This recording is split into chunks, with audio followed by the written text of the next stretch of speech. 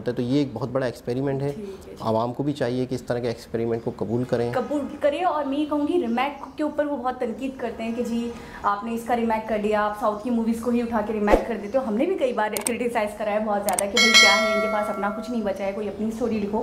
तो इतनी पुरानी स्टोरी है जिसको जो अब आ रही है इंडस्ट्री में, तो मेरे हिसाब से इसको सपोर्ट। अस्सलाम वालेकुम, नमस्ते, सत श्री अकाल। कैसे हैं आप लोग? उम्मीद करती हूँ ठीक होंगे, खुश होंगे। मैं हूँ हज़ीका अली और मेरे साथ हैं तारिक नियाजी। अस्सलाम वालेकुम, नमस्ते, सत श्री अकाल। उम्मीद करता हूँ ठीक होंगे, खुश होंगे। दोस्तों जहाँ रहे खुश रहें, माँ बाप का ख्याल करें, क्योंकि माँ बाप है तो सब कुछ है। आज की हमारी वीडियो है most requested video. So start करते हैं अपनी वीडियो को। Let's start. है ब्रह्मास्त्र ऑफिशियल ट्रेलर हिंदी, अमिताभ, रणबीर, आलिया, अयान से स्टार्ट करते हैं वीडियो।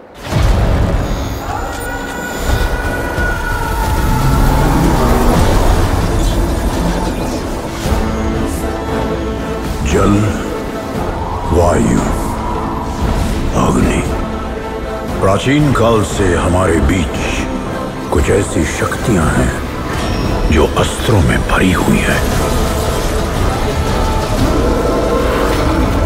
ये कहानी है इन सारे अस्त्रों के देवता की, ब्रह्मास्त्र, और एक ऐसे नौजवान की जो इस बात से अनजान है कि वो ब्रह्मास्त्र की किस्मत का सिकंदर है, शिवा।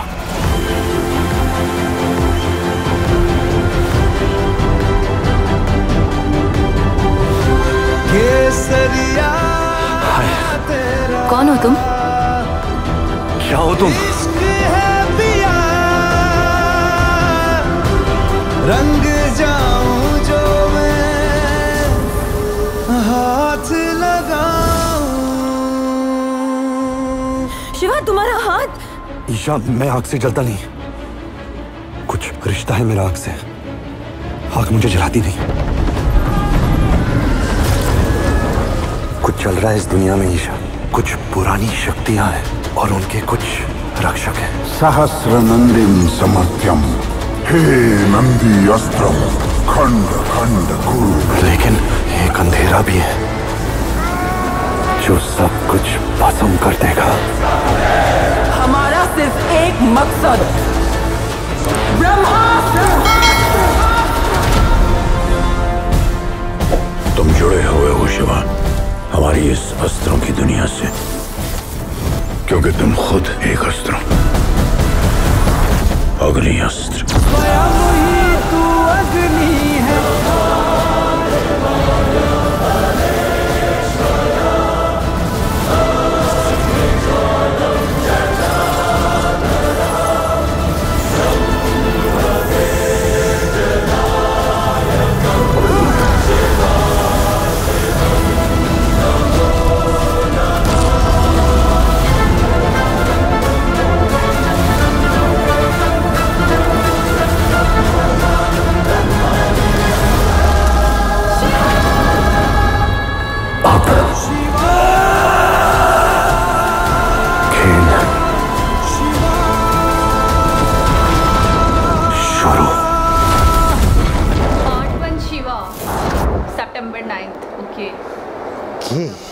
जी जनाब, तो इससे कहते हैं एक कंप्लीट पैकेज। अच्छा, मुझे एक बात तो ट्रेलर देखकर तय है और मुझे लग गई है कि मूवी बहुत धमाल मचाने वाली है और दूसरी मूवी से बहुत हटकर होने वाली है।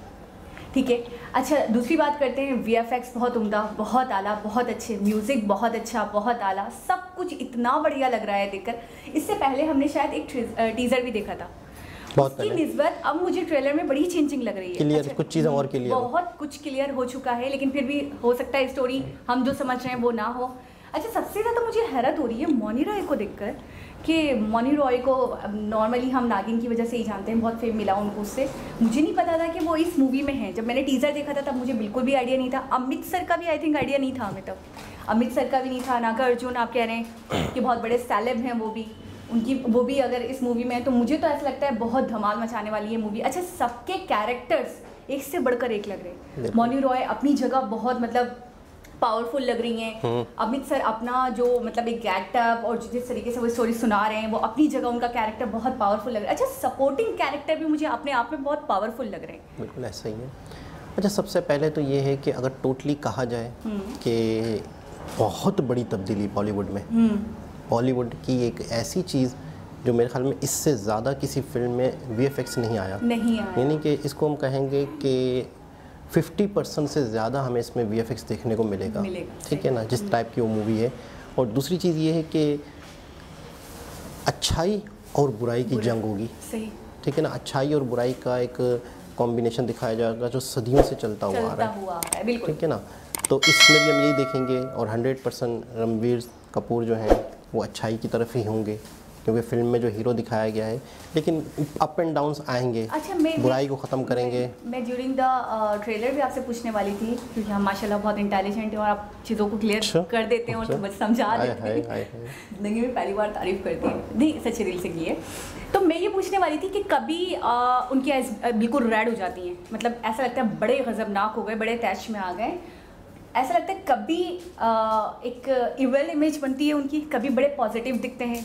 तो क्या उनके अंदर दोनों चीज़ें पाई जा रही हैं, अच्छाई भी और बुराई भी? देखिए, होता ये है कि हर इंसान के अंदर कोई ना कोई, वैसे भी हम सब इस दुनिया में जो लोग रहते हैं, हर इंसान के अंदर कोई ना कोई अपनी एबिलिटी होती है, लेकिन पता बहुत देर से चलता है। सही।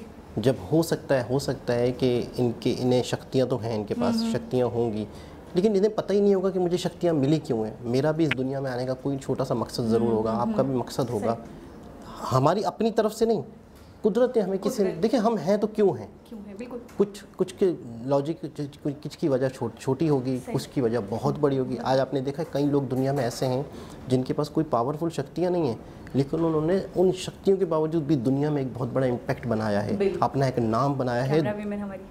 ठीक है, दुनिया पे असर किया है उन्होंने। ठीक है ना, किसी न किसी करके पावर बना लिया, किसी न किसी तरीके से दुनिया में असर रखते हैं। तो इसी तरीके से इस मूवी में भी इन्हें शक्तियाँ मिले, तो आप कह रही हैं कि शायद कभी वो एक नेगेटिव पर्सनैलिटी लग रही हैं, तो हो सकता है कि पता ही नहीं है उन्हें मैं हूँ क्या। हाँ, एक और बात, और दूसरी बात ये, पहले तो मुझे लगता है वो बिल्कुल अनजाने हैं। जब आपने पहला सीन देखा था कि वो जा रहे हैं एक आम इंसान बिल्कुल और पूजा कर रहे हैं। अच्छा, मुझे पता है, मुझे थोड़ा सा कन्फ्यूजन कहाँ आकर हो गया, पहले मुझे बड़े पॉजिटिव लगे, लेकिन बाद में जब वो पावर में आए हैं और मतलब आग आपने देखा था किस तरीके से, फिर उनका हाथ देखती हैं आलिया, तो उनको कोई असर ही नहीं होता आग का। अच्छा, नॉर्मली हम मूवीज़ में देखते हैं कि हीरो पॉजिटिव और पॉजिटिव, विलन नेगेटिव और नेगेटिव। ठीक है, कभी ऐसा नहीं हुआ कि कोई हीरो पॉजिटिव भी हो और नेगेटिव भी हो, अच्छाई भी हो उसमें और बुरा भी हो, वो एक ही वक्त में दोनों कैरेक्टर नहीं करते हुए दिखता। लेकिन यहाँ पे जो शिवा बने हैं यानी कि रणबीर कपूर, ये हमें दोनों कैरेक्टर्स में दिख रहे हैं।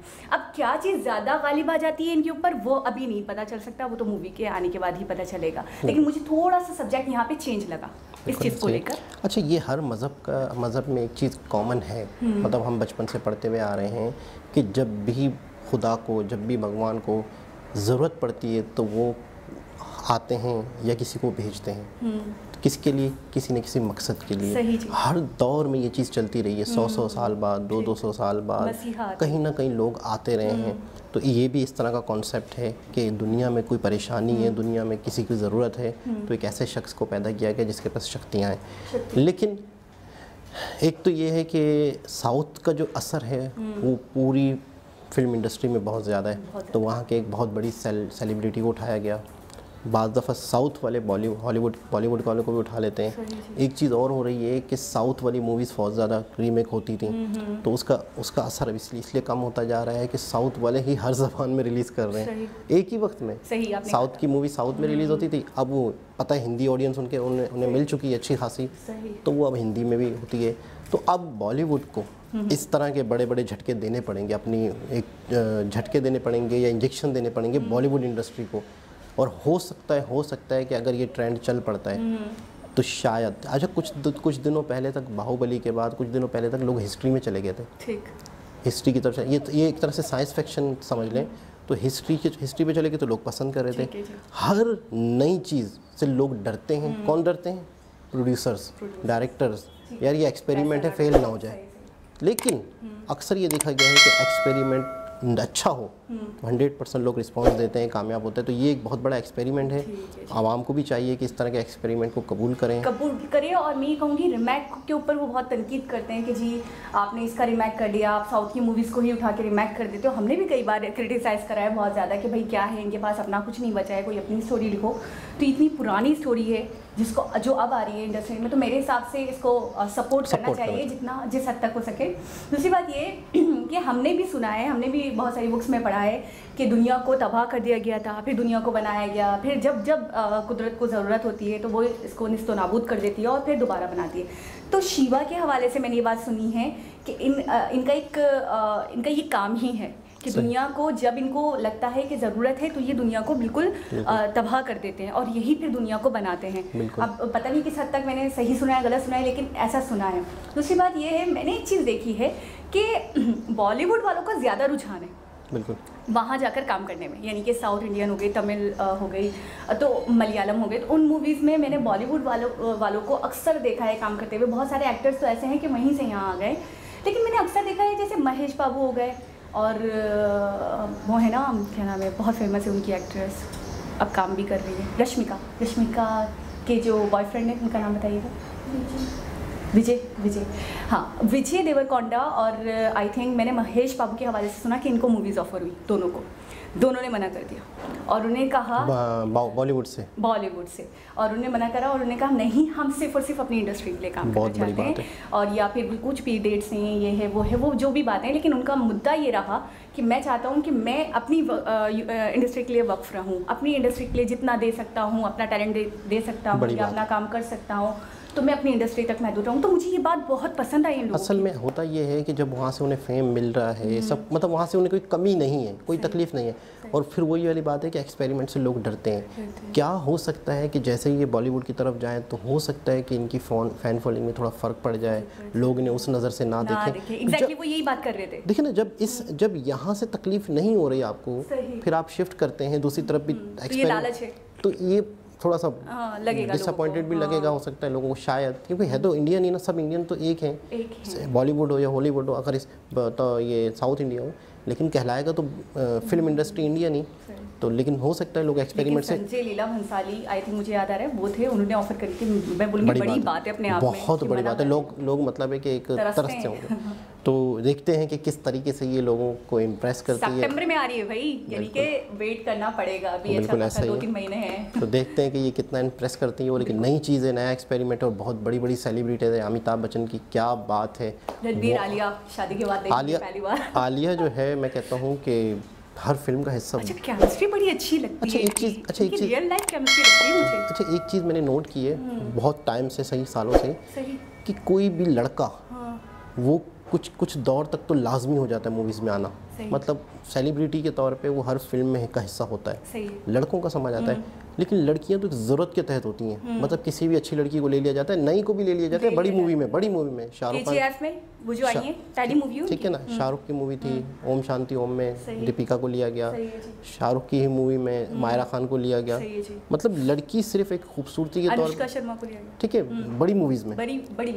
लेकिन आलिया के बारे में मैं फ़र्स्ट टाइम इस तरह देख रहा हूँ कि ये एक तरह से मतलब लोगों की ज़रूरत बन गई है, एक तरह से डायरेक्टर्स की, प्रोड्यूसर की, फिल्म के ग्राफ को ऊपर रखने के लिए। बहुत कम होता है ऐसा, लड़की को इस लेवल से नहीं देखा जाता। अच्छा, पर लड़की है तो है। मैंने थोड़े दिनों पहले ये भी देखा कि इंस्टा पे मोस्ट फॉलोइंग एक्ट्रेस भी बन चुकी हैं, ये कुछ 6-7 हैं पूरे दुनिया की, जिसके अंदर ये भी शामिल है। क्या बात है। तो मतलब बहुत बड़े बड़े टाइटल मिल रहे हैं अब इन्हें। लेकिन मैं क्या कहूँगा, अपनी राय में नहीं दे सकता इनके बारे में, लेकिन ये कि बहुत ही ज़बरदस्त बड़ी बात है ये मेरे के होते हुए आलिया भी नजर डाल रहे हैं यार, बड़ी बात है। खैर दोस्तों, एक बहुत ही ज़बरदस्त वीडियो, दोबारा किसी वीडियो के साथ आपसे मुलाकात होगी, जब तक के लिए अल्लाह हाफ़िज़।